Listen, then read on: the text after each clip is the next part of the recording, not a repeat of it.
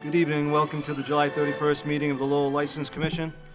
Mr. Secretary, was the meeting posted? Yes. Okay. Number one on the agenda. Number one? Yeah. Okay. Minutes of the meeting from July 17th, 2014. Any members of the commission wish to comment? Commissioner Krieger? Yes, we moved the hearing on Finn's Pub and Beck's to the end of the meeting. It appears we had that motion twice in the minutes. I would move that we request Mr. Nguyen to examine that and see if it's a duplication, and if so, to correct it. A motion by Commissioner Krieger to amend if necessary, seconded by Commissioner Hogan. All in favor? Aye. Any opposed? The motion carries. Mr. Secretary, if I could make a motion to take an agenda item out of order. Number 10, the hearing on Savannah Place, I'd like to take next up on the agenda. Do I have a motion to do that? For purposes of, out of necessity, we're going to number 10 of the agenda, which is on the backside of your two-sided document, the agenda. It's the hearing on SP Entertainment, Inc., doing business as Savannah Palace. Shane Kramer is the manager of 25 Market Street, the all-alcoholic beverage restaurant licensee. Alleged violation as charged by William M. Taylor, the superintendent of police, of Section 1.16 of the Lowell License Commission regulations, to wit, manager's responsibilities. I just want to make sure we have that for a motion, Secretary, Commissioner Krieger and Commissioner Hogan on the second on that. Yes. Okay. Anybody here representing Savannah Place?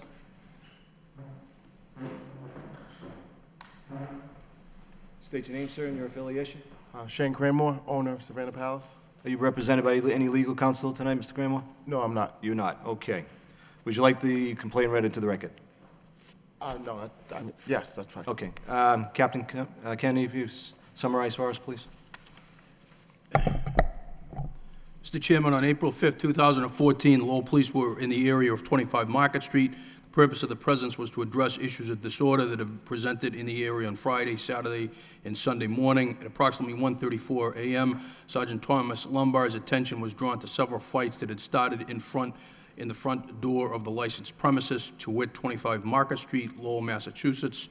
While attempting to separate the combatants with the assistance of Officer Lafferty, other fights started, which attracted a large number of spectators, inhibiting traffic flow. After separating all of the combatants, the officers attempted to move the spectators off the street to facilitate traffic flow. While in the performance of his official duties, Sergeant Lombard was assaulted by Mr. Kevin Sanchez Vargas. Sanchez Vargas was arrested for disorderly conduct.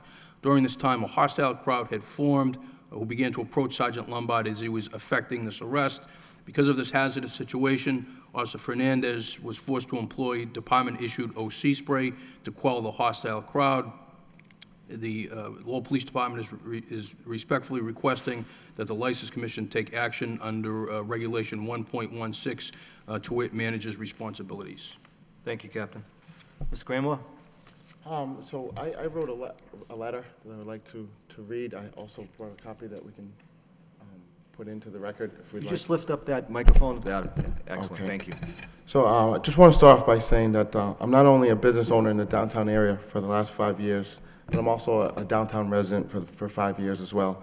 I really enjoy everything in Lowell has to offer, and I want to both live and work here for years to come. We understand the responsibility that comes with this job and in this business, and we treat it with the utmost respect and integrity. Each person standing up here with me has started with me from the first day that we've opened. We take this matter and issue before the board very serious. This is Darryl Deschler, and this is Al Duvall. He's my head of security, and this is my general manager. And they're there every day that we're open. In the night in question, we had 10 security personnel on duty, and like every night, Al stands outside with another member of staff. The night, we had no idea that there was a disturbance that night at all, inside or outside. As always, during the operation at 125, we close the door and we let it be known that there's no more reentry policy. And at 1:30 is the last drink that we serve to anyone. 1:40, the lights come on, and that's when we start escorting people out, and half of our security personnel go outside with the first part of the patrons that leave. You know, I respect and understand the tough job that the police department has, and I think they're doing a great job in the downtown area, both from being a resident and a business owner. Our establishment, we request police detail on most nights, and sometimes they're not filled, but we understand that there's more pressing issues that the city has to deal with. But we as a corporation in business, we do our part. Did you ask for a detail that night? We did. Okay, thank you. And that's basically it. I mean, we had no clue of anything going on. And I know I also put an affidavit forward just to let you guys know that we do take this serious. And Ryan, could I have a copy of that affidavit? yeah, Oh. and I have one as well. Just to show you that we had no issue. If we also, in the past, you'll know that the few things that we did have, we wrote into the board within the 48-hour policy. We wrote letters to them. We also, on issues where we didn't have to write in, we wrote in to let them know of what happened. Each of these guys here will let you know that no one on staff ever knew that something was going on. And if we did, we'd certainly be right there to help the police officers. That's what we usually do if anything happens. And you know, that's basically Okay. it. Your head of security? Yes, I am. Could you approach the lectern for me, please? Mr. Cramore just stated that you had 10 security people? 10 security on staff, yes. Okay. On staff, meaning inside the building, or do you have staff that are present at the entrance of the building? Well, throughout the night, we have two, it's myself and one other security staff that's outside, checking IDs, everything for personnel that's coming into the building. Okay, at 134, 134, we're all inside. Just, why is that? reason why for that is because just to contain the crowd area, basically. We were trying to maintain How many patrons were there that night? about 200, What's the capacity over at 330, 330? 330. I'm wondering why you wouldn't have any security personnel at the entrance, though. As people are Well- leaving your building, I would imagine that you'd have some security personnel at the exit. Right, well, myself, I'm at the exit by the door. Okay, so. Basically, people leaving Were the you- building. Were you there at that night as people were exiting? Yes, I was. Okay. Yes, I was. I was right by the door, right by the entrance, inside the hallway. All right, this affidavit from Mr. Cranmore states, "I was not aware of any arrests for disturbance from the Lowell Police Department involving our patrons outside the licensed premises on around April 5th, 2014. Did you were there, did you express to Mr. Cranmore that there was a incident? I didn't know anything about any issues that was happening outside the door. No security was aware of anything No, going on? not at all. Everybody was inside, Right. inside the building itself. Sir, you're the general manager, were you there that night? I wasn't. I was not notified of any incidents that happened outside. What happens is at 1:25, we close our doors to the public. Nobody's allowed to come in. Yep. So at that time, all of our security staff comes inside. Al stands right by the front door inside to make sure nobody leaves with any things that's not supposed to, such as drinks, anything like that. He's standing right there by the door, but he's inside to help facilitate removing people from the building because we have to get everybody out by 2 o'clock. So 1:40, the music goes off, then the security staff proceeds to facilitate getting everybody out of the building.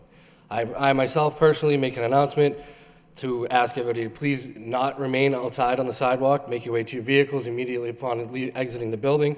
Say it every single night. I say the same thing about 6 times because I know it takes at least 3 times before people register. But we do it every night, same way, without fail. Bars closed at 1:30, music off at 1:40, and everybody's out by 2 o'clock. Does any of the commissioners have any questions for Mr. Cranmore or his associates? All right now. All right, yeah, I'm going to ask a couple of the policemen here to come on up.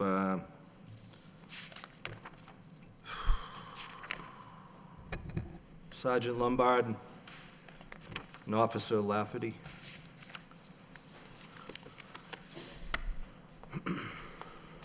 Good evening. Good evening. I'm still trying to wrap my hands around not having security at the exit. Did you witness, I mean, from where you were standing, Sergeant, I know you were in a difficult situation, and Officer Lafferty as well. Is there any way that any of the security did not know that there was an incident going on here of such a magnitude as what I'm reading?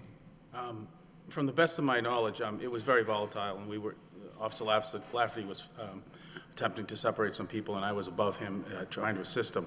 I thought there was security outside at some point, but, you know, From the best of my knowledge, I believe there was a few out there. They were actually assisting us trying to move the people along and tell them to get to their cars, go to the garage. There was numerous female fights directly in front of the establishment, and they had a limousine waiting for them right there. They were trying to push them into the limousine to get them out of there, and they kept coming out of the limousine, back in the limousine, fighting in the street on the sidewalk. It was pretty hectic. I will say, from my experience down there, that usually they do help us along with the crowd. You know, at that particular evening, it was very crazy, so, you know, best of our knowledge. How many people would you say were in the street at that one particular time? I'd say over 50. Okay, Oh, yeah, easy, 50 to 100 anyway. 50 to 100. They usually are one of the better staffs. They're very professional, and they help us out all the time, so I give them kudos for that. Any commissioners have any questions for the Sergeant Lombard or Officer Lafferty? Officers, where did the arrest take place? Was it directly in front of the facility, or was it across the street? It was actually across the street. Across the street, over by Right. Wings? What happens is they come out of there and the crowd was standing in the middle of the street. Of course, that causes the traffic not to flow out of the garage, and it's, you know, it just backs up. Horns start beeping and the complaints start coming. So we try to get the people off the street, and as we're moving them across the street, that's when I was assaulted. Okay. Commissioner Krieger? All right, thank you, gentlemen. Mr. Cranmore, before I ask you a question to Secretary Wynn, do we have a day in abeyance with Savannah Place concerning them not letting us know about an incident? Do we have anything in abeyance concerning Savannah Place? There is a day that's been held in abeyance from a hearing that the License Commission held several months ago. And so, And that was concerning not alerting us to the fact that an incident had occurred, right?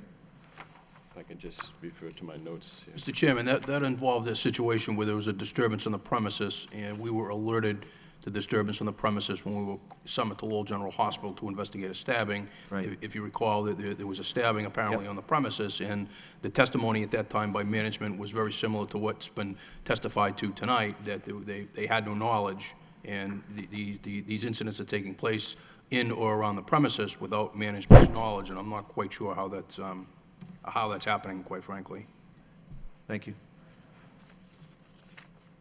I'm trying to recollect. I've got a question I've asked. Give you a chance. All right, then, thank you. Commissioner Krieger? All right. So, our Article 1.16 says, "Manager at all times maintain order and decorum in the premises and all immediate surrounding areas adjacent to the licensed premises and in any parking lot provided by the licensee for use by its patrons." I assume you do not have a parking lot, No, we don't. No, we don't. but you do have a responsibility to keep an eye on the sidewalk, right? Yes, we do. All right, so, and it would seem to me that if there was going to be trouble, it might happen as people get funneled out the door, and, but you're not actually monitoring that. What we do, at 125, Al comes in, but he stands right by that door to make sure that no one's bringing anything out and no one else is coming in. As people start to leave, we send, I know Al will tell you, we'll send 3-4 guys out there to help, get the crowd off the street and still assist people to get out of the club. But by the time we got out there, I mean, there was no, I don't know if the issue was over with, but there was nothing going on. Now, most nights when we go out there, we see the officers out there, and we help them, and they help us. And, and it's done correct most nights. This night, we did the same thing, but we weren't aware of any issue or disturbance. Okay.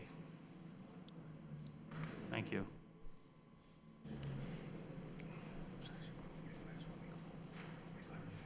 Mr. Cremo, I think you're gonna have to reassign your staff here. I think you need to put some people outside all night, and that should happen immediately. Yes. You can't come back and tell us, say, we bring them in at such and such a time. I think it shows that you need people outside. Yeah, we've been discussing, and just from reading the report, that at 1:34, we knew that that was a time when maybe no one was out there. And that has to change. So we've talked about that and discussed it already, because we do take this serious. I mean, these are our livelihoods on the line, and we, being here it's not only nerve-wracking, but it's it's a big thing for us, to be up here. So we try to do what we try to work with the officers in the city in the best way we can. So we did talk about that already, as far as having a guy out there at all times, even when we close the door, having 1 or 2 guys out there. You'd have to do 2 just to protect the one guy that's out there. It's your responsibility to do that, to take Yes. care of the outside. And we after reading the report and seeing the timing of it,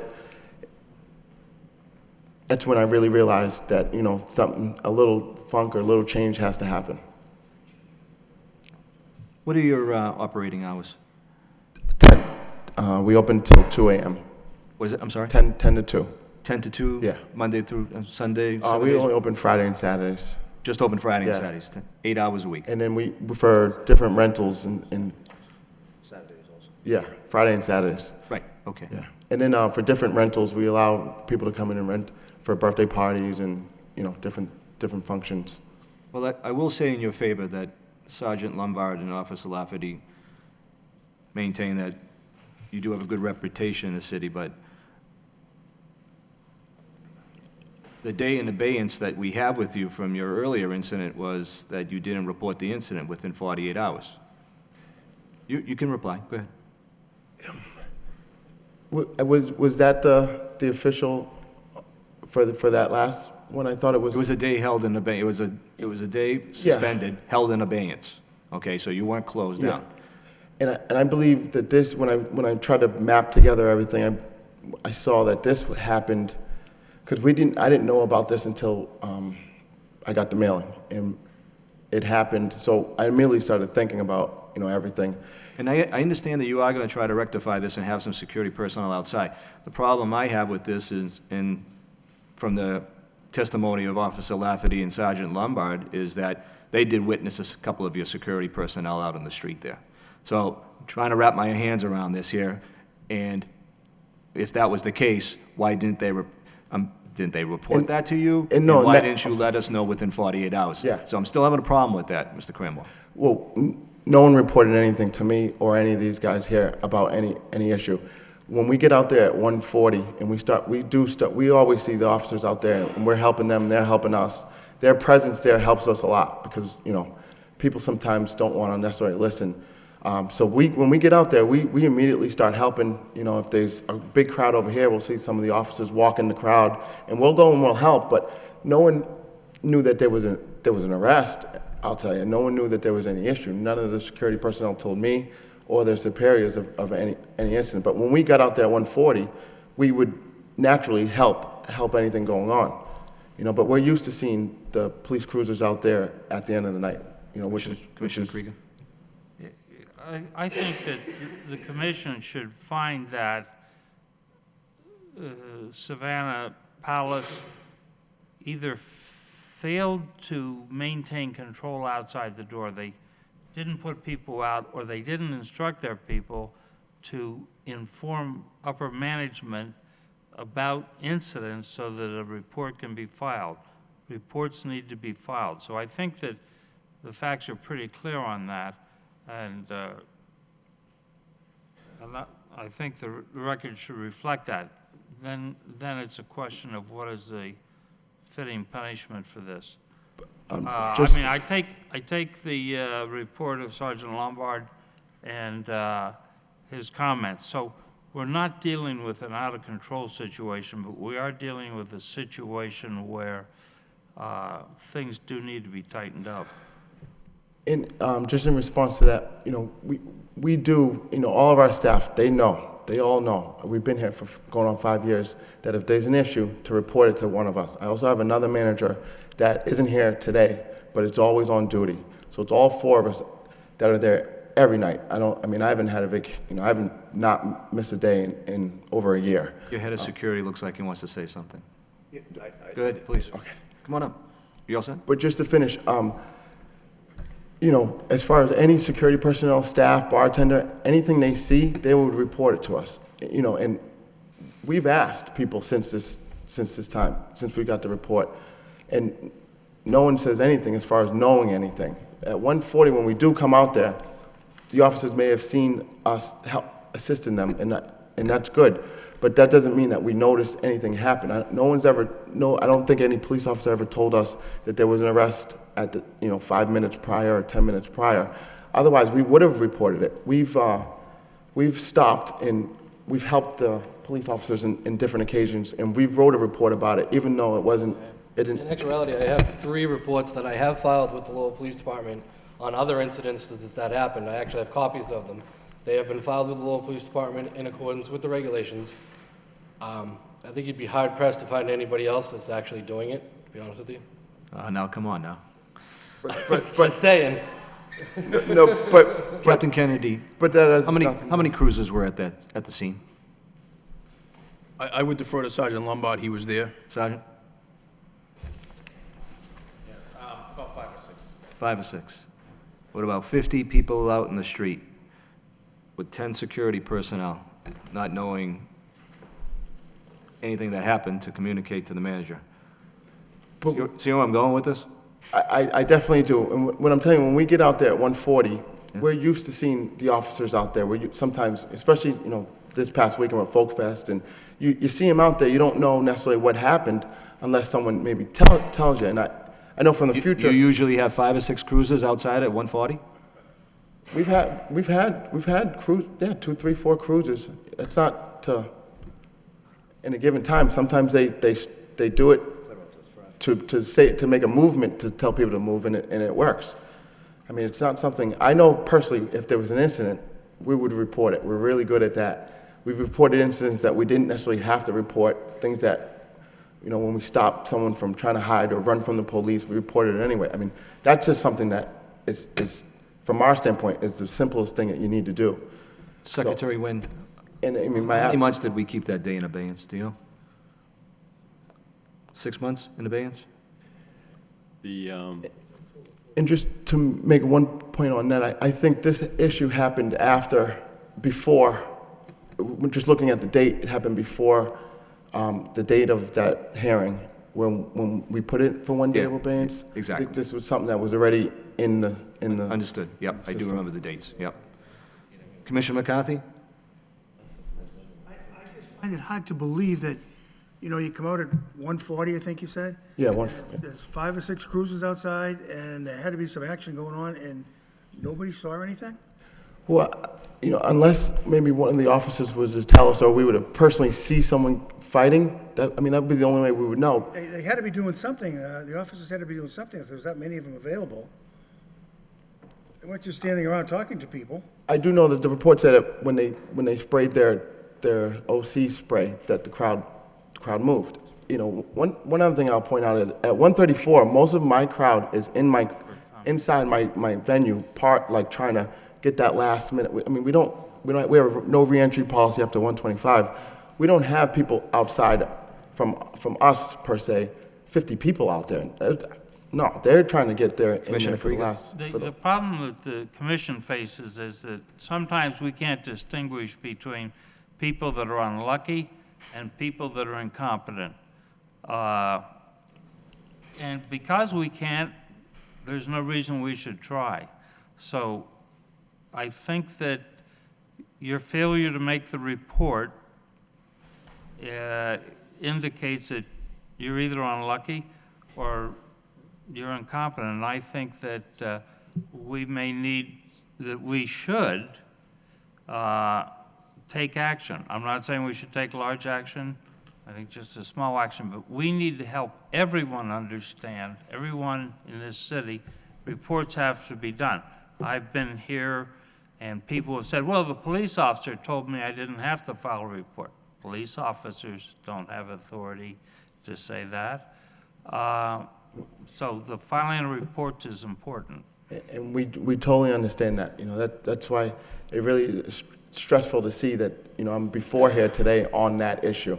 Because of the last issue that we had, we're clear about that. I would hope that you guys would understand that there wasn't anything hiding here, or we're trying to avoid anything. We really didn't know of anything. If maybe you can ask some of the officers if they mentioned anything to anybody. May I suggest, instead of waiting for the officers to mention it, you might want to have your head of security check with them at the end of the night and see if there was anything that you guys may have missed or Let me anything ask going you on. this. Let me ask you this. I'm sorry, Commissioner. No, I apologize. that's- You knew this hearing was coming up. Have you come up with a preliminary plan for, Yes. and how many people will be outside? We'll Let me have ask you that. two guys. Two? Yeah, we already, and you can explain as well, that will be there no matter what, all the way through. So we'll be, whether we have to install 2 extra guys or have 8 guys inside. We try to always have enough guys for the crowd. We're never in a position where we don't have enough guys. We always overly plan for our events. And I think anyone that sees that at the city, they'll be able to testify to that as well. So we'll have 2 guys out there no matter what the time is. All right. And Al, just to tell you, he literally right behind the door. He's not outside, but the door pulls in. You want to explain to him? Can I speak? You may. I just want to say that at 1:40, when the lights come on and we start escorting the people out, I'm standing by the door and make sure that nobody leaves with any alcohol beverages, any containers, anything. And I actually sent 2 of my guys out. It's usually about 1:40, 1:45 when they start exiting the building at that time. Now, I know on the report it said 1:34 the incident happened. And the 2 gentlemen I had go outside was about 1:45 when they went outside. So if there was an incident, we didn't see the incident at that moment. And once we escort all the people out of the building, then the rest of my security staff actually exits the building at about probably 1:55 when pretty much everyone leaves the building, and helps along with the crowd control and make sure they go back to their cars and, basically so they won't start any problems, issues. So that's what happens. That's how that works What's your out. plan going forward for the time that you're going to have the 2 extra security guys out front? I'm sorry, I didn't. What time are you planning to have those 2 extra security guards out front? I'm actually gonna have them up throughout the entire night, even after we close the doors. I mean, we don't close the door, but Right, basically you shut the don't let door so people in. people cannot come in after a certain time when we close the doors. I'll have two my security staff outside the doors to make sure that they actually clear out the sidewalk, not hang in front of the club or across the street or something. They'll have telephones so they could notify the police if there's a problem out there? Oh, yes. I mean, and there's usually always a couple cruisers or officers walking the area. I always talk with them when they're walking by, and they say they'll be back by the end of the night by 2 o'clock to make sure they assist us or assist, moving the crowd along. And there's always, I'm going to say about 95% of the time, they're out there. And is your plan to touch base with the officers at the end of the night going forward? Yes, yes. Commissioner McCarthy, anything else? Commissioner Hogan? No, sir. Commissioner Krieger? I move that we suspend for 2 days to be held in abeyance for 1 year. Second. All in favor signify by saying aye. Aye. Any opposed? Motion carries. Gentlemen, you're still in business. You've been here twice. Don't want to come back here again. Understood? Understood. My apologies, Mr. Chairman. I would just like to bring one other matter while the parties are here. In preparation of this hearing, I checked with the Secretary of the Commonwealth's website regarding corporate status of the entities. I have to report to the License Commission and to the parties here that SP Entertainment Incorporated, which is the entity that owns the license and is doing business as Savannah Palace, has been involuntarily dissolved by court order or by order of the Secretary of the Commonwealth on June 30th, 2014. It is certainly my recommendation that the Savannah Palace rectify that as soon as possible, as the ABCC may view that as grounds to deny a renewal of a license in the future. Mr. Cranmore, your response, please? We have, and I have the documents right here. Just, we've been resolved as of yesterday, because we did research and we did realize that it was an issue, and I went ahead and I have documents here. So if Mr. Veloso goes to the website now, we're all set, we're all? I don't know about now, because I don't know about the updated. Okay. I've been talking to the secretary, the people at Secretary of State, and they've been working with me. But as of today, we're all set, and they've given me copies to show you in case this was brought to our attention. If I may, I checked the website today. It may take a certain amount of time for the website to update. I just Update. wanted to make both parties aware of my findings today. So. Well, let's do this. If nothing has been resolved by our next meeting, we'd like to have Savannah Place back here, if they have not been updated. I'm sorry? I have the documents right here, That say that we're all cleared with the Secretary of State. but I can give you, I mean, whatever. Could you bring the documents forward, please? Actually, in fact, hand them to Assistant Solicitor Veloso for a second.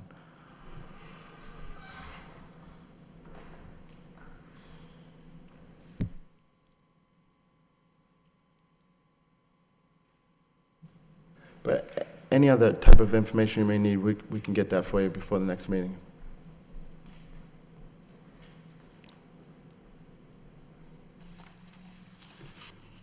The documents seem to be in order. It indicates here that confirmation of the fees that were required for filing was effective July 30th, 2014. It might take a while for the website to update.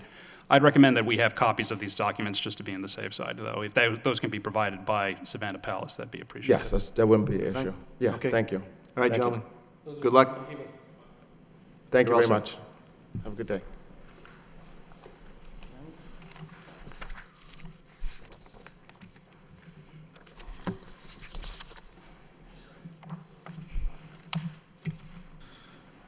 Secretary Nguyen?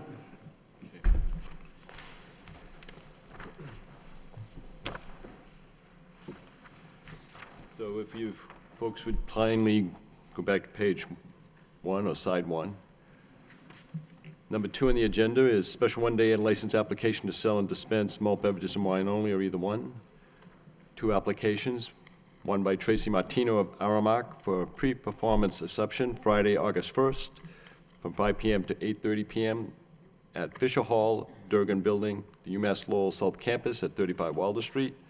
Also Manuel Silva of the Portuguese American Civic League for Saturday, August 9th, from 12 noon to 6 p.m. for a members' picnic of the Portuguese American Civic League at the enclosed parking lot adjacent to the club's premises at 512 Central Street. Ms. Martino here?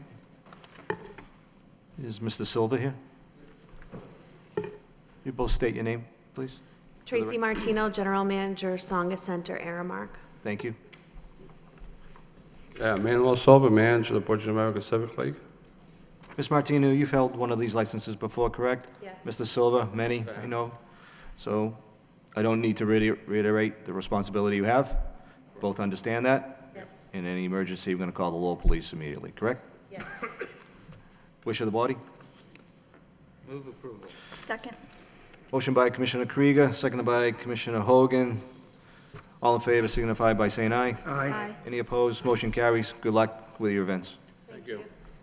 Just for the record, Mr. Chairman, with respect to Tracy Martino's license, there had been a fee paid for a previous license that had been event with which it canceled, and that fee is considered a credit if the board so Yeah, okay. inclined.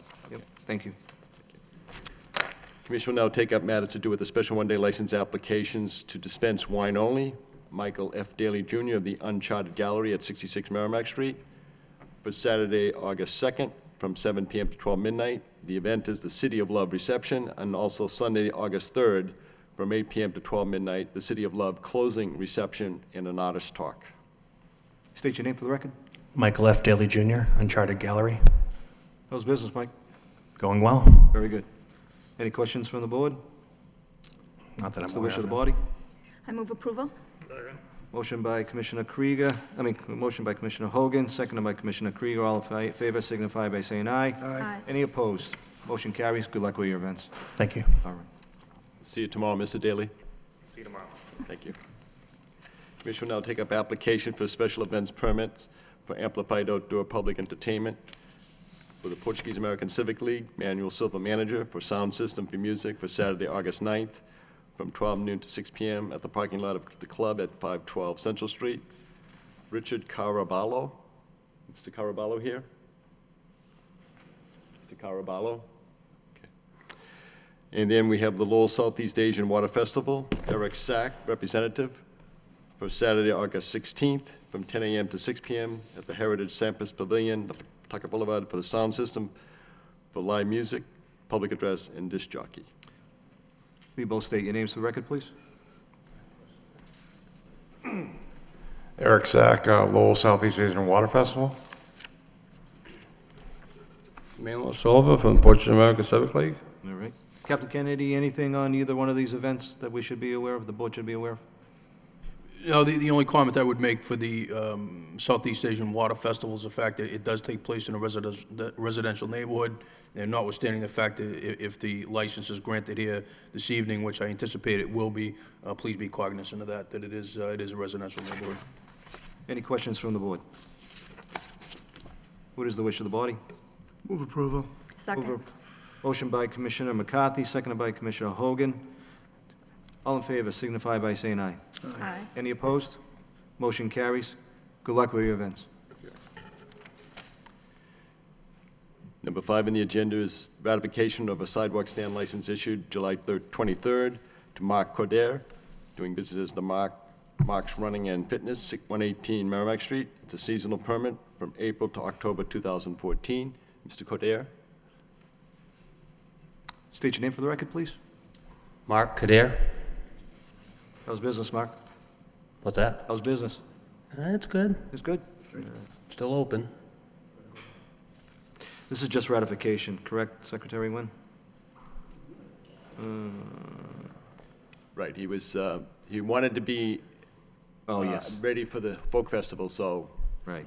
he has been licensed for the last several years. So. Any questions from the board? None from me. What is the wish of the board? I move approval. Motion by Commissioner Hogan, seconded by Commissioner McCarthy. All in favor signify by saying aye. Aye. Any opposed? Motion carries. Good luck. Thank you.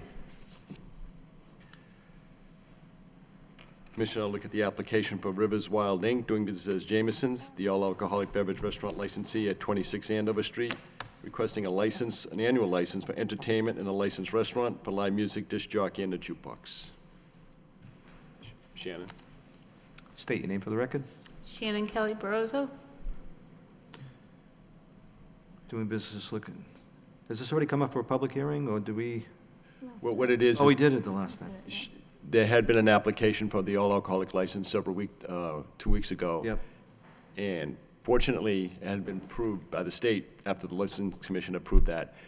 Generally, when those matters come before the board, as far as an annual license for alcohol, an application will also be, typically, part of it would be for entertainment. In this situation with Rivers Wild, there was no application filed. And so now that Shannon is about ready to start serving alcohol, or are you serving alcohol now? Starting tomorrow. Starting tomorrow? Yes. She'd probably like to have music for her customers as well. All right. Any questions from the board? Commissioner Krieger? It's, you'll be keeping an eye on this, right?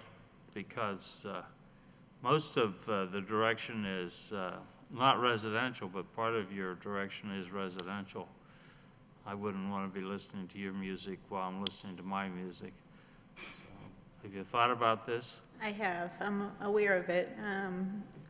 It's mainly for functions. I have a wedding coming up at the end of August, and they'd like to hire a disc jockey.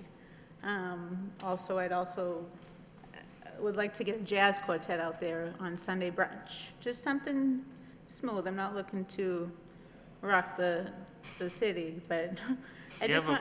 Do you have a plan to go cruise the streets and see how loud it is up on the high street or something?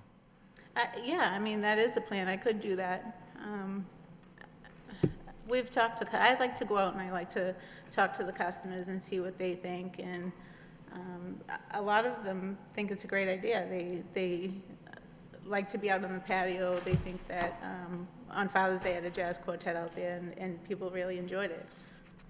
As far as maybe an acoustic or something out there, but I wouldn't have amplifiers, you know, out on the patio. I have an elderly apartment complex that's located behind, pretty much next to me, Right. so. We ask you just to be mindful, okay? We don't want to hear any Metallica coming out of there, right? No. Okay. Motion by Commissioner Krieger, seconded by Commissioner Hogan. All in favor signify by saying aye. Aye. Any opposed? Motion carries. Best of luck. Thank you. All right.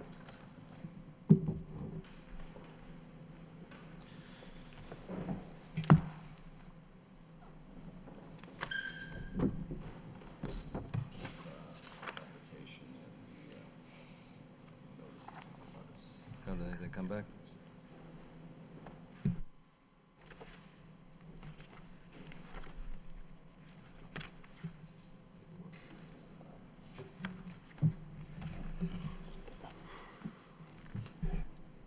Commission will now open a public hearing on the application by Slazar Brothers Brewing Company, Inc., Joseph D. Slazar, President, for an all-alcoholic beverage restaurant license for premises at 203 Cabot Street. Mr. Chairman, presently the licensee is a licensee holding a beer and wine restaurant license and looking to offer more options to our customers. State your name for the record, Yes, please. Joseph Slesser. So we're applying for alcoholic beverages. We have a public hearing. So what we'll do at this time is we'll open up the public hearing. Anybody wish to speak in favor? In favor? In favor. That portion of the public hearing is closed. Anybody like to speak in opposition? In opposition? In opposition. That portion of the public hearing is closed. Questions from the board?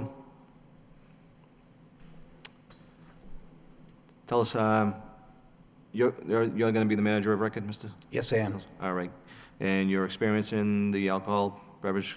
So I started Beer Works in Boston in 1992, so it's been about 22 years of operating restaurants.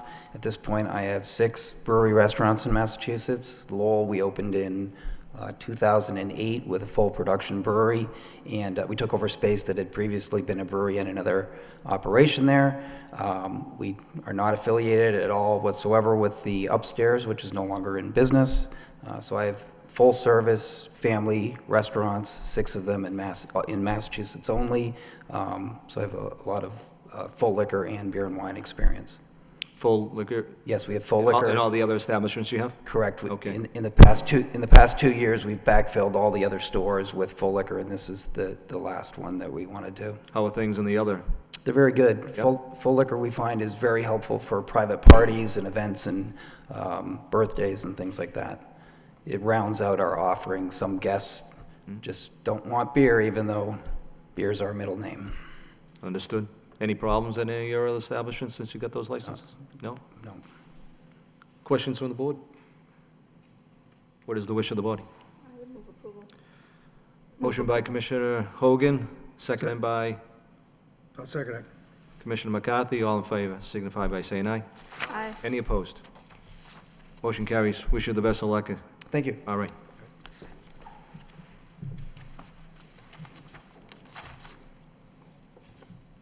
Thanks.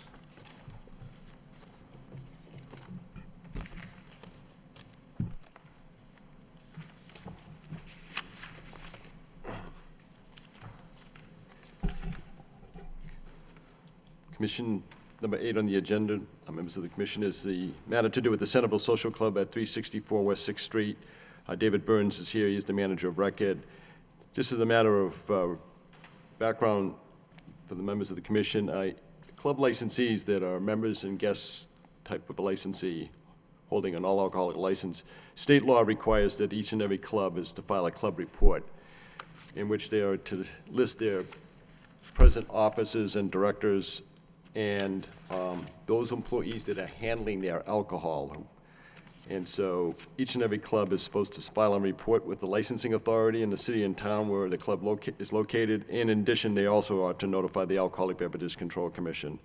So it's a typical practice of the office, License Commission office, to remind each and every club at the first of the year of that. Mr. Burns, would you come to the, Mr. Burns is here just to let it be known to the commission that of an oversight, and he has remedied that issue with respect to the filing of the club report. State your name for the record. David Burns. Mr. Burns, he did read a letter from Mr. Wynn to you that this is the third notice. Did you not receive the first two? I received them, and as the club's gotten older, I've gotten more and more put onto my shoulders, and now we have a couple new board members that are going to help me out doing some of the work, and I did put off work that I should have been doing.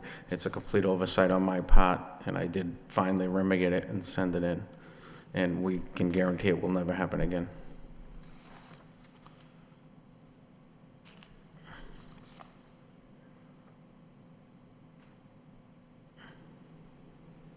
Any questions from the board?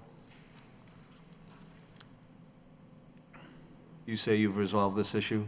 Yes, I sent the thing into Ryan, and I sent it into Boston.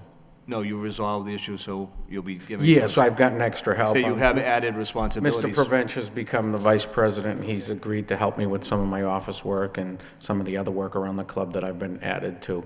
So we have a couple new board members that are going to help out with a lot of the stuff, and that will help alleviate me of a lot of the work I had to do extra. So you're not going to come back here again, are you? No. All right. Wish of the body? Move approval. Second. Well, I'm not sure if we need a motion on this, actually. Okay. We can put it on file. Well, we'll place it on file, okay? Okay. Okay, thank you. Thank you, gentlemen. Thanks, gentlemen.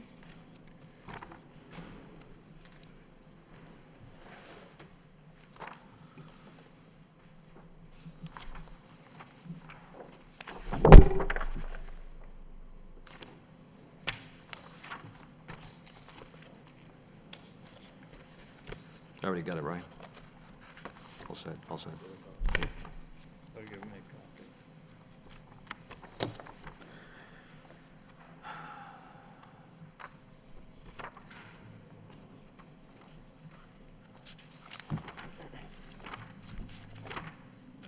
Commission will now take up the matter of number 9 on the agenda, which is to do with a hearing on the Resendez Incorporated to do business as the Red Line Pub and Grill. John M. Resendez is the manager of record. Premises at 1018 Gorham Street. It's an all-alcoholic beverage restaurant licensee. Superintendent of Police has filed notice with the licensing board that there are alleged violations that occurred on the licensed premises, and they're in violation of Section 1.16 of the Lowell License Commission regulations, manager's responsibilities, Section 1.20 of the License Commission regulations, illegal activities, Section 4.02 of the License Commission regulations, the hours of operation, and also the state regulation with respect to disorder, disturbance, illegality on the premises, and also Chapter 138, Section 41 of the Mass General Laws, delivery of alcohol beverages as primary evidence of a sale.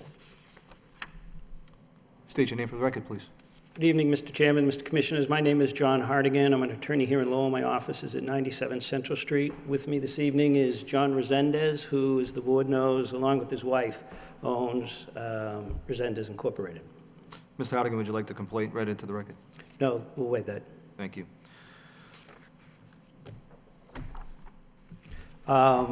Mr. Chairman, we are not here necessarily to contest any of the facts. We're not here to justify the explanation or to justify any of the conduct. Actually, from a practical standpoint, our ability to actually contest the facts would be hindered given that the records I had requested 3 weeks ago just were given to me this morning, or actually when I walked into the commission hearing this morning. Understood. I didn't bring my VCR, so we haven't seen the video.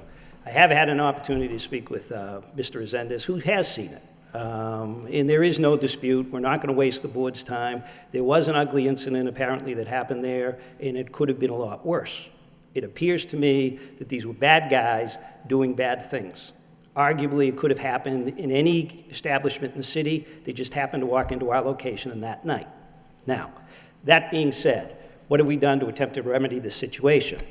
I'd suggest to the commission that we've already taken very identifiable and affirmative actions. What we have done is, it appears to me that the manager at the time either failed to properly assess or failed to take appropriate action. That manager who's worked with us for 3 years, he's been terminated. The doorman that evening, he's been terminated. What Mr. Resendez has done, and again, as the board is probably aware, he and his wife Martha also own Friends. They have taken a 20-year employee at great financial expense and personal expense to the Resendez family, and they've taken him from Friends, and they've put him down at the Red Line and said, you run the show, you tighten up the ship. Additionally, what we've done is we've changed the entertainment. It used to be from Sunday to Wednesday, or Wednesday to Sunday, I guess would be to say. We've taken it to Friday to Saturday, we've cut down the hours. We've also, which was news, information to me, we've also decided to start a cover charge. Now, that's not for the purpose of generating replacement revenue, but apparently the industry research shows that what that does, it changes the clientele. That there's people, even though the charge is nominal, there's people who apparently defer from wanting to do that and will seek their enjoyment someplace else. So, I think what the board has to take a look at is this situation a systematic problem within the company, within the management team, or is it a blip? Now, I've been before this board on 3 occasions with Trainview over the last 2.5 years. Is it a result, as I said, of a decision to hire an employee and keep with them, or, as I said, systematic failure? Mr. Resendez is not happy. It's not like the way he runs the business. And if you look at 3 years, probably would, if you were going to grade it, probably wouldn't be an A+. But I'd suggest to this board that if you open that lens a little bit and look for the 8 years that the Red Line has been in operation, excuse me, there's not a single incident where this establishment has been brought before the board. And if you open that lens a little bit wider, Friends has been operating in this city for 25 years, since 1989. I don't go back that far, but I would defer to your executive secretary, Mr. Wynn, and I'm not aware of an incident where they have been brought before this board for disciplinary reason. So I'm suggesting to the board, yes, something happened there, but they've taken the steps to correct it. It's actually, depending upon what the board does, but it's our hope that the next time we're before you is to seek a transfer of the license. They have the location under agreement. They have the entity under agreement. It's subject to the standard inspections. It's subject to the standard financing. But we should know that middle of August, August 30th. And I think that would be their preference, so they could put their primary concentration on their primary business. So a deal is imminent? A deal is in place. It is imminent, assuming the financing and inspection and all the other ancillary items fall into place, yes. But there's a signed agreement that sets forth all of the terms. Because my next question, if I didn't hear that, was going to be, since I was a former bar owner half a mile up the street years ago, that it's a neighborhood bar situation, and to have a cover charge and to only be open Friday and Saturdays, I don't know how a business like that could be lucrative at all. So a deal is in place, which is good to hear. I appreciate you prefacing your comments that you're not contesting any of the charges. I would go as far to say that the incident reports by Sergeant Prescott, an officer, I think it was Damaris, to my knowledge, for the purposes of this hearing, they accurately describe what happened. Just by reading the reports.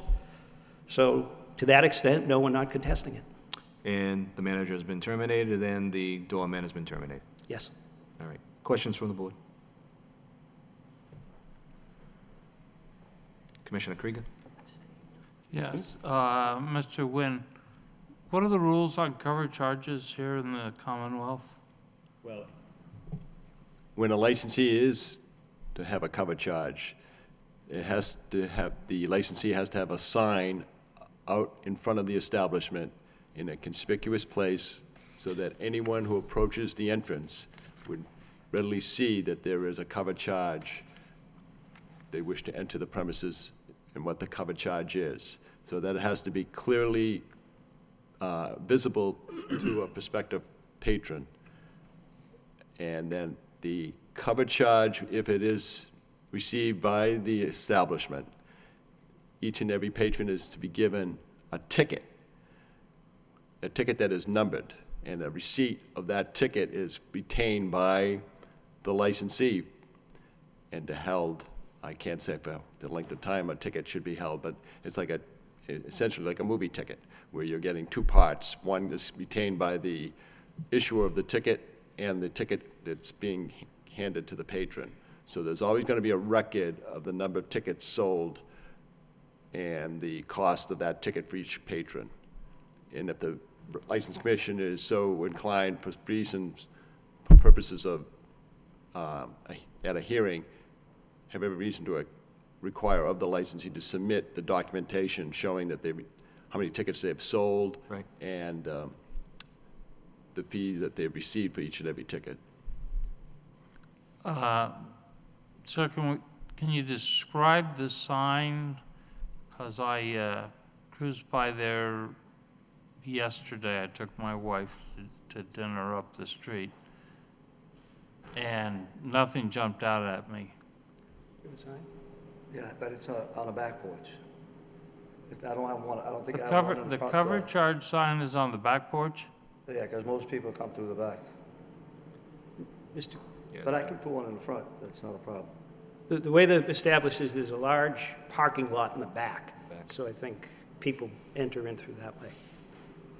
With a patio. Any additional questions from the board?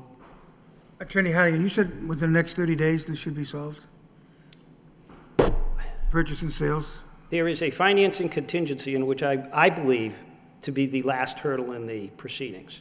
And Mr. McCarthy, once that is done, once that is put in place, what I would anticipate is that the potential buyer would then submit an application to the board. Assuming the board acts positively on it, it would then go to Boston. But it's a standard proceeding where it's subject to, the closing is subject to the financing, because that's the first hurdle. Otherwise, they get the deposit back, everybody walks away, assuming that's the case. So to the extent it is our intention and interest, and I believe it's the buyer's interest, to move this along as expeditiously as possible. But I would not be comfortable telling you that I think the actual closing is going to take place in 30 days. Thank you.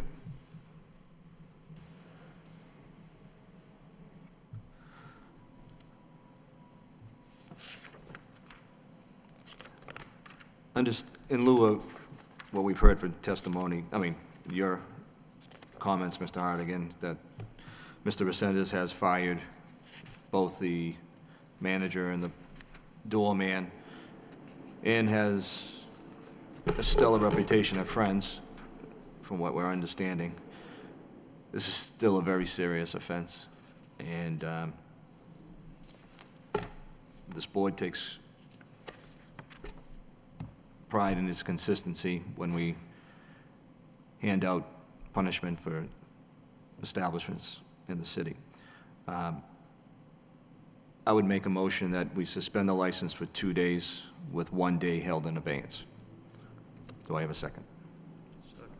Second by Commissioner Krieger. All in favor signify by saying aye. Aye. Any opposed? The motion carries. We're going to set a date. Yeah.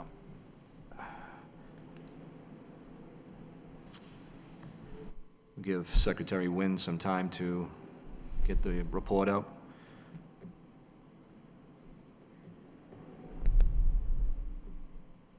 The day will be August 15th for your day of suspension. Friday, August 15th. Is that good with you, Secretary Wynn? Oh, that's fine. It's just the standard procedure when a licensee has to surrender the alcohol license.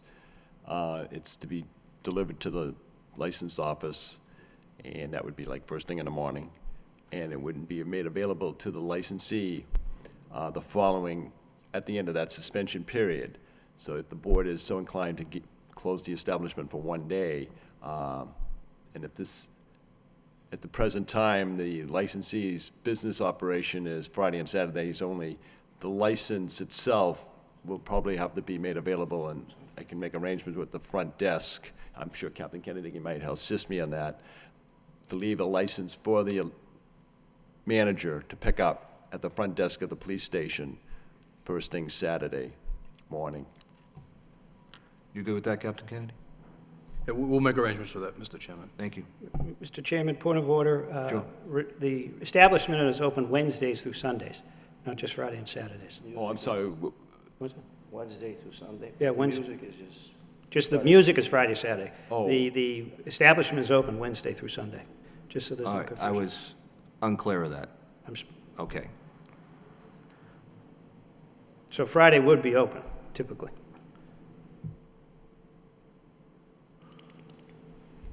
Why don't we make the day August 14th, a Thursday? Do I have a second on that? Second. Second. All right, all in favor, signify by saying aye. Aye. Any opposed? Motion carries. Gentlemen, that'll be, so we'll surrender the license on August 14th, all right? Thank you. Thank you.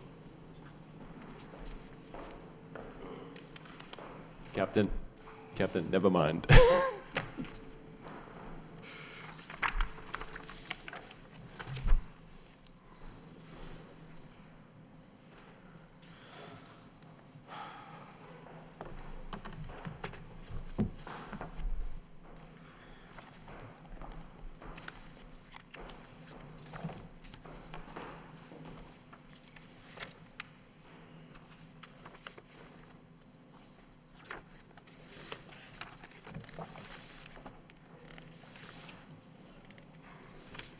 All set. Oh, thank you.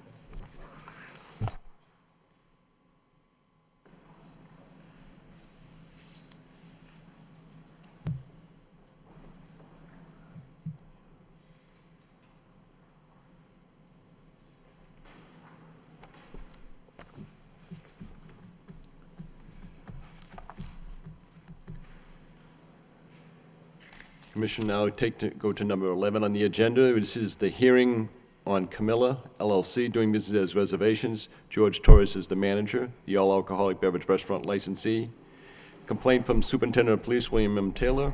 The alleged violations is charged by the superintendent.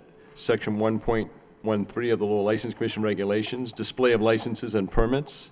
Section 2.12, the promoter events, which is a regulation of the License Commission, and also violation of Mass General Law, Chapter 138, Section 18, Section 23, and Section 34D. Section 18 pertains to licensees purchasing their alcohol beverages from a wholesaler, licensed, state licensee. Section 20D would pertain to the matter of obtaining their alcohol through a state licensee, and also Section 34D is to do with display of signage issued by the Alcoholic Beverages Control Commission. State your name for the record, please. Good evening, Attorney John Mello. I'm an attorney here on Central Street, here with George Torres, who is the license manager. Counselor, would you like the complaint read into the record? With all due respect, we waive the reading, please. Thank you. Well, the Camilla LLC, doing business as reservations, is here on 3 violations. 2 of them are, there's no argument to. 1 there is. Section 1.13, the display of licenses and permits. It is true that when the Lowell police showed up, the licenses and permits were not displayed. The reason for that, as the licenses were taken down, there was some cleaning, there was some renovations, the license were never put back up. The licenses are up now and comply with the regulation. That's essentially what happened there with the display of licenses. Section 2.12, Camilla LLC is being charged for promoting events without a license. According to the report, the kitchen manager, William Emerson, was advertising on social media the fact that Reservations has a kitchen and they serve food. I do not believe that that falls within 2.12. That's the only item that's being contested. 2.12 deals with third-party promoters promoting events hired by businesses to promote events. That's not what happened here. It was essentially an employee of reservations that was advertising for reservations. So we respectfully contest the Section 2.12 violation. Going on to Massachusetts General Laws, Chapter 138, Section 18, 23, and 34D, they all deal with the same thing essentially. According to the police report, there was some bottles, and I think they may have been identified specifically, maybe Coors Light and Bud Light, but there were some bottles of beer on the premises that were not purchased in Massachusetts. Unfortunately, there was inventory that was not intended for sale on the premises at the time. As soon as George Torres, the manager, found out about this, those items were immediately removed. The company does business with Merrimack Valley Distributing Company, and they've done business with them all along. This was a mistake. This was, again, inventory not intended for public sale, and got commingled with the inventory that was there. Who purchased the beer from New Hampshire? The personnel from reservations purchased the beer from New Hampshire. Personnel from reservations brought the beer on site, but it wasn't intended for sale. It was more of a private. The personnel brought it from and put it in the cooler that you sell to customers? The cooler was stocked with the inventory that was being kept downstairs, correct. So there was a lot of different beers being sold. The bar manager stocked those items that were being kept downstairs, upstairs behind the bar. It was a mistake on her part. The manager, George, has spoken with the staff regarding the difference between what can be sold and what cannot be sold. Thank you. Sergeant New? State your name. Jonathan Noon, N-O-O-N-E. Concerning Councilor Mello's assertion that on the social media complaint, were you aware that he was pushing an event, or was it just kind of saying, like Councilor had said, that it was kind of like, we're open, we have a kitchen, that type of thing? Because I just want to make sure we're having apples and apples here. Yes, I agree with the councilor. When I spoke to Mr. Emerson, he indicated that he just started working for Mr. Torres approximately 3 months earlier, and he had a vision of opening up a kitchen in there, and he said he wanted to bring a new clientele in and make it more popular. So he was using social media. I'm not sure if it was his idea or Mr. Torres' idea, but I think it was his way of promoting the business. Okay. I read in the report that you saw that with some mildew and on some of the bottles, and there was really only 12 cases of beer in the whole establishment. Yeah, it was really spare. I took some pictures with my phone of the cooler. There was some very little limited stock there. There was a few cases of Heineken. There was 12 packs of Sam Adams beer that had the orange sticker that you see from New Hampshire when you usually get beer. They'll stick the sticker on there to indicate that you bought it at a supermarket. That was my next question, because Council Mello's assertion is that some bottles were kind of mixed into the cooler, but if we have a 12-pack with the orange thing on it, I would imagine a responsible manager would have noticed that, correct? Well, I'm not sure about that, but when I walked in, I noticed that immediately, and I asked Ms. Vernoso about it, and she said that some of the beer was bought in Pelham, New Hampshire. Okay. Thank you, Sergeant. All right, thank you. Anything else, Councilor? That would be all. Questions from the board? Councilor Krieg. Yeah. Commissioner Krieg, sorry. Can we get back to the issue of how much beer was present, Sergeant Noonan? I mean, I get the impression that if there was beer purchased in New Hampshire, it was not just a small subset of all the beer that was stocked, but was a noticeable proportion of all the beer that was stocked. Some of the beer in the coolers upstairs, when I examined them, they didn't have the Massachusetts deposit on them, which would indicate to me that they were purchased out of state. Specifically, I remember that there was Bud Lights behind the bar and Coors Light beers that didn't have the mass deposit on them. Down in the cooler, which was in the basement of the building, there was some beers there that did not have the stamp on it, such as the Coors Light. And I remember the Sam Adams, the 12-pack of Sam Adams, and there was some other 12-packs that had the orange sticker on them. And to get your earlier question, I didn't answer. There was in the back of the cooler, there was some non-alcoholic beverages. They had some like water mold on it in the back of it. It was towards where the kegs were. Thank you. So Sergeant, you are saying that in the bar area, In the bar area? there were bottles? Yes, in the bar area upstairs, the main bar area, where they were serving, there was a cooler there, and there was Coors Lights and Bud Light bottles that did not have the Massachusetts deposit on them. Thank you very much, Sergeant. Good. Thank you. Let's go back to the other complaint, too. Mr. Torres was before us a few months ago concerning one of the same complaints, that the license wasn't prominently displayed. And now you're telling us that there was some work being done. The work that was being done, had it been finished? I believe that there's still some work to do. All right. Just to go back, once again, my own personal experience. When I put my license up on the board the first day I bought it, I never moved it. Right. I never moved it. It shouldn't be removed. And I've made that perfectly clear to George Torres. And we, as a board, Commissioner Krieger, Commissioner Kasia, and myself, made it perfectly clear to Mr. Torres, the last time he was here, that that was a big no-no. I'm unaware of the last event. Okay. Unaware. As of right now, Commissioners, we have 5 days that are being held in abeyance, so just for everyone's knowledge. Any additional comments from the board? Commissioner Krieger? Well, I think your point about the license is important. Every time I go in an establishment, I go to check my signature. I expect to see it. I expect to not have to strain to see it. Taking 20 minutes to find it, I think, is unfortunate. I think that's a problem. I think the beer from New Hampshire is a big problem.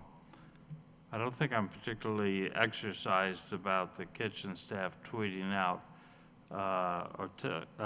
or using social media to say, hey, I'm cooking food, come buy it. Yep. But the other two items, I think, are serious, and we need to take some action about it. What are your hours and days of operation? George? Wednesday to Sunday. Wednesday to Sunday? Yes. Obviously, you have counsel here. Do you have anything to say, Mr. Torres? Yes, I do. I remember the time that I had the issue with not having the license up front. That day, I remember we spoke, and I made sure that I put it up to a point that as soon as you walked in the door, it would be right on the top. One incident time, we had a cop come in and ask for the license. We had to take it down. Once we took it down, it was at a spot that we would have to take time to put it back on again. The girls must have at least just put it in the corner, and they, a long time, 20 minutes. A police officer came into your establishment and asked you to take it down so he could see it? Is that what you're Correct. saying? Yes. Correct. It shouldn't be too high. It should be visible that they could see everything inside it. And it was a little high. It was a little high, but I wanted to make it noticeable to let them know that I had the license up.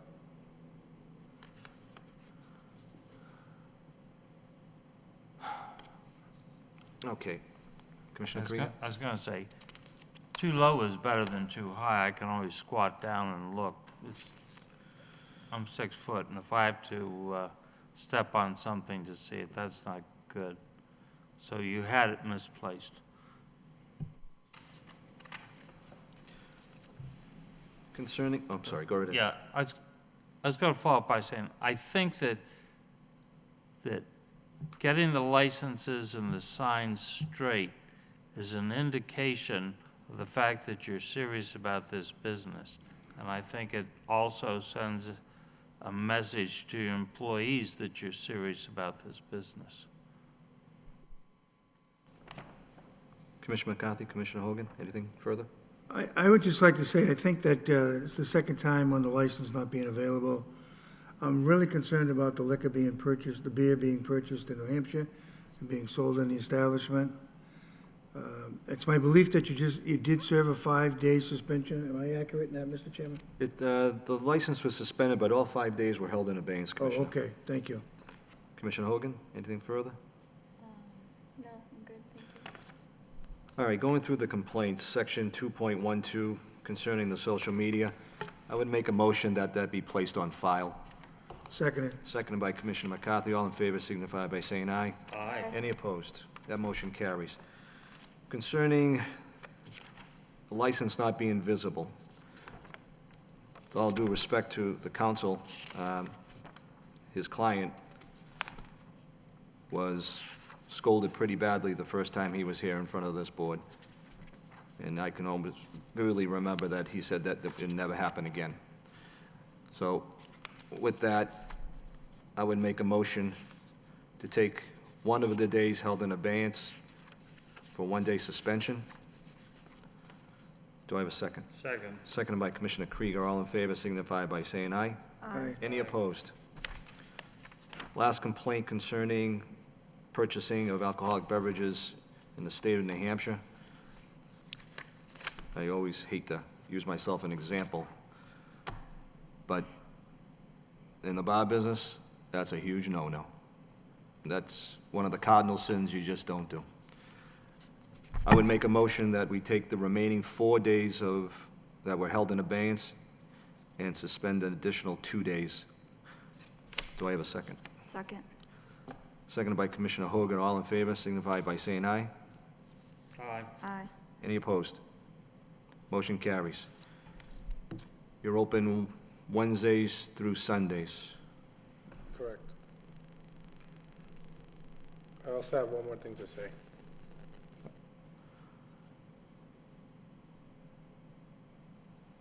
We're looking for August 13th, 14th, and 15th, Counselor. Wednesday, Thursday, and Friday. Okay. All right, Secretary Wynn? August 13th, 14th, and 15th. If I can just clarify the suspension. Section 1.13, the display of licenses, was a 1-day suspension out of the 5 being held in abeyance, is that correct? That is correct.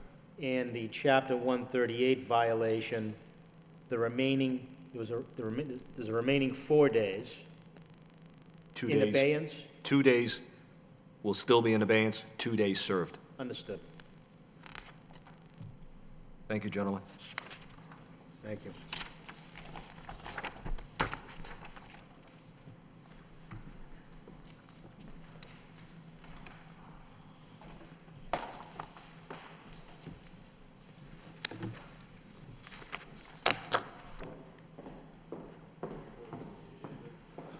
In going forward with the agenda, number 12, filed as an application by Lucky Lantern, Inc., doing business as Mandarin Asian Bistro for the transfer of the all-alcoholic beverage license from the corporation known as Stella LLC, doing business as Central for premises at 24 Market Street. This requires a legal notice to be published in a local newspaper, and subsequent to that, a public hearing to be held. I believe our next regular meeting, unless the commission decides otherwise, would be Thursday, August 21st.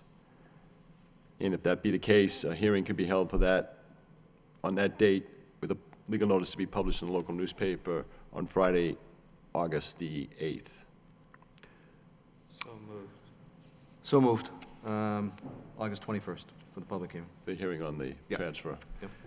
Again, there is a number 13 on the agenda. There's an application by Legal Dior, which is the actual licensee of record for the business that's commonly referred to as Brunswick, the bowling center at 645 Pawtucket Boulevard. The Legal Dior Corporation holds an all-alcoholic beverage restaurant license. And the corporation is being taken over by another parent company AMC. It's I believe, a comparable company like Brunswick that handles bowling centers.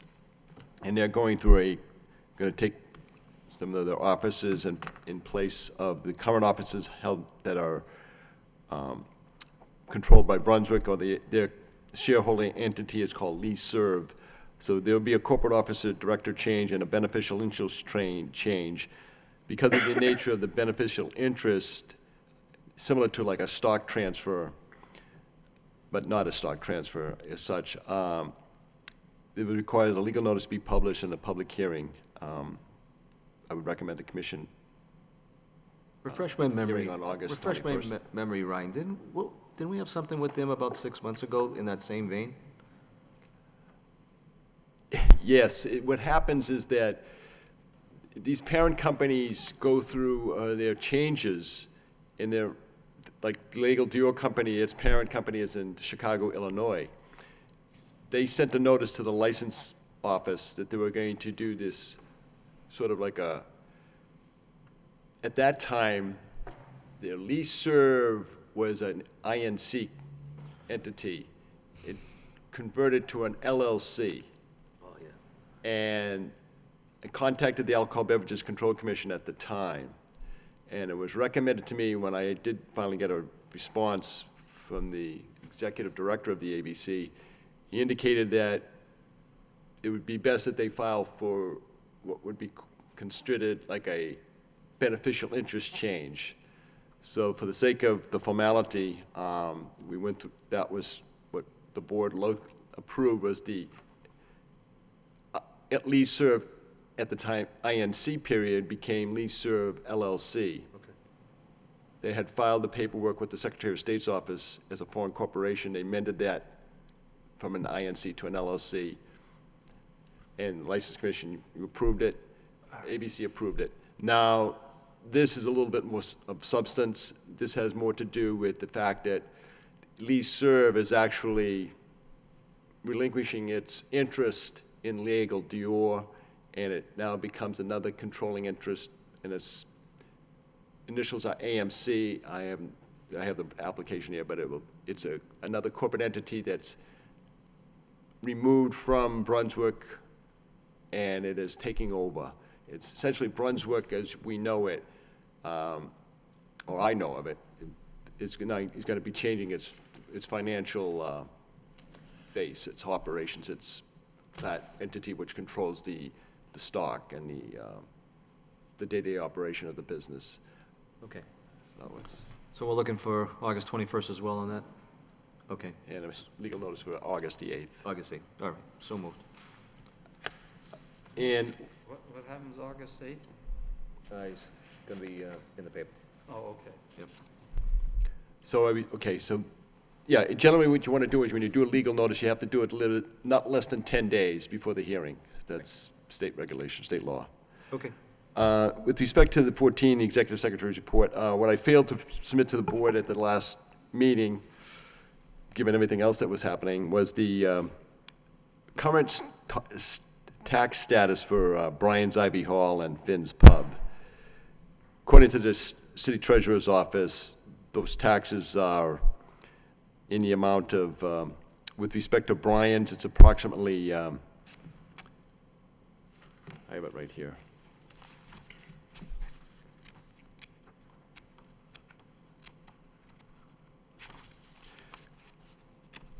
$17.45 in personal property.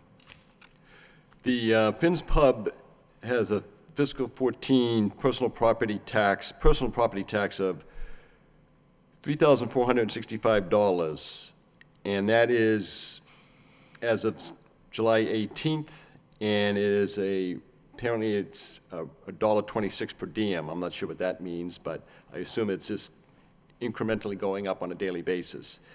They also will be getting a fiscal 15 bill as of tomorrow, August 1st, and that is $845.29. The Brian's Ivy Hall fiscal 14 personal property is $1,745.57 as of 7/18/14. at 62 cents per diem, and their fiscal 15 bill as of tomorrow, August 1st, is $415.65. Mr. I know Veloso- the city ordinance is very specific on when a licensee may be in delinquent.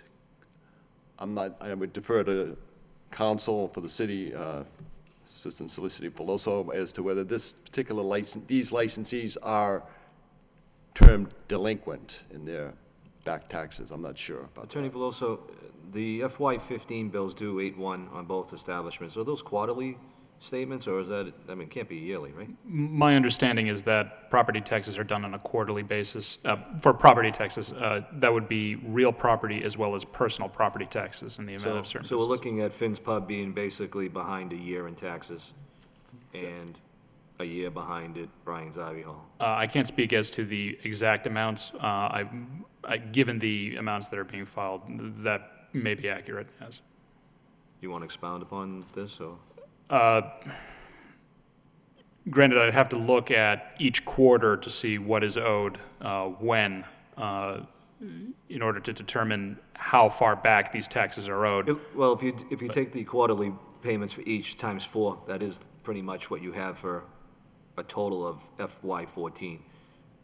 So I'd imagine that would be their shortcomings of 1 year at each establishment. Probably, yeah, in addition to including interest that might accrue. Yeah, the per diem, yeah, right. Right, yeah, that would. Okay. If they've been dissolved by the Secretary of State, then who owes the tax subsequent to dissolution? My understanding is that that tax would still go with the property, that being the business, so. So it's then the property owner, not the business?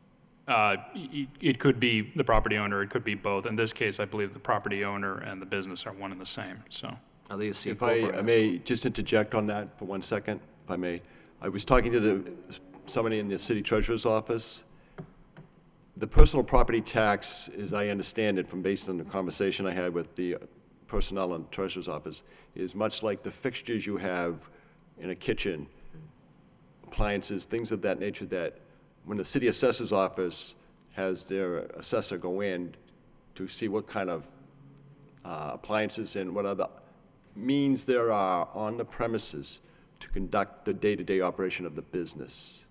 That's what the personal property tax is about. So these licensees are accountable to the city for that amount of monies. Neither corporate licensee, Beck's for Brian's Ivy Hall or Hayhurst Group, Inc., owns the property. They have leases with the landlord. So it's important for, like, I know each and every calendar year when there was a renewal of licenses, that each and every licensee, when they are notified by the License Commission Office of the fees that are due for the new calendar year, they'll go into the city treasurer's office. They can anticipate, and they should expect, and I'll remind them, if not before, certainly this coming year, end of this year, that they're accountable to the city for unpaid personal property tax. So what happens is, many of these licensees, not just looking at Finn's or Brian's Ivy Hall, but other licensees, wait till the end of the year to pay all of their what's owed to the city, because I don't know how they can survive, I suppose, if they don't try to nip it in the bud, they just wait until the end. And everybody's scrambling around for the money, and but that's not to excuse anything to do with these two licensees, just to say that this is typically what happens at the end of each calendar year. So I think this is just, Finn's has more of a kitchen, is more oriented towards running its restaurant. Brian's Ivy Hall is limiting itself to its late night activity, not unlike Savannah Palace. So that apparently not having many kitchen appliances on the premises. I get you, By way of example, another good example would be telecommunication companies such as Verizon. Personal property taxes would be those equipment needed to run the business, such as trucks or wires.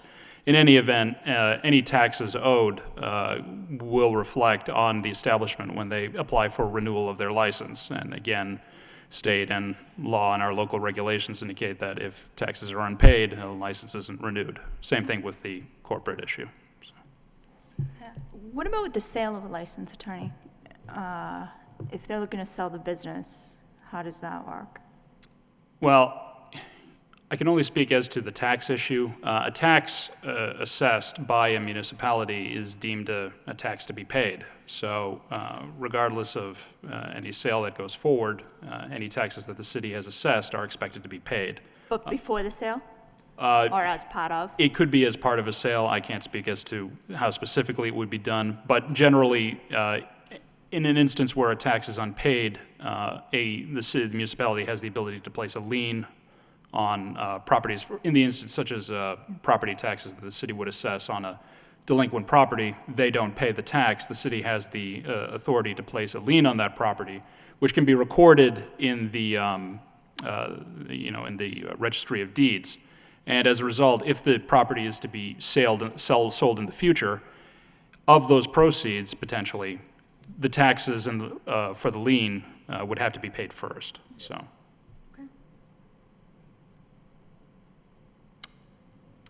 Okay. And last but not least is the ratification of licenses for the 2 business owners in downtown Lowell for the Folk Festival weekend. David Cruz, who had asked and requested a beer and wine for 2 dates at his business, outside of his business at the corner of Merrimack and Kirk Street. That's the All-Star Lounge. And also Patricia Collins of the Coffee Mill at 23 Palmer Street for a sidewalk stand permit for Saturday and Sunday of the Folk Festival weekend. I issued those permits to them. Yeah, you issued, so. In anticipation of board. So a motion to approve. Seconded by Commissioner Hogan. All in favor, signify, say aye. Any opposed? Motion carries. Motion to adjourn? Motion by Commissioner Hogan to adjourn, seconded by Commissioner McCarthy. We stand adjourned. You guys are all done? I'm sorry? You guys are all done? We're all done. Oh, so I can't speak or anything? Were you registered to speak? No, I didn't sign up or anything. I don't know if I need to be put back on the agenda. I'm Donald Sterling. I'm the fellow that's had problems with Mr. Kazanjian's endeavors down on Dutton Street. I do remember you. Yep. Do you want to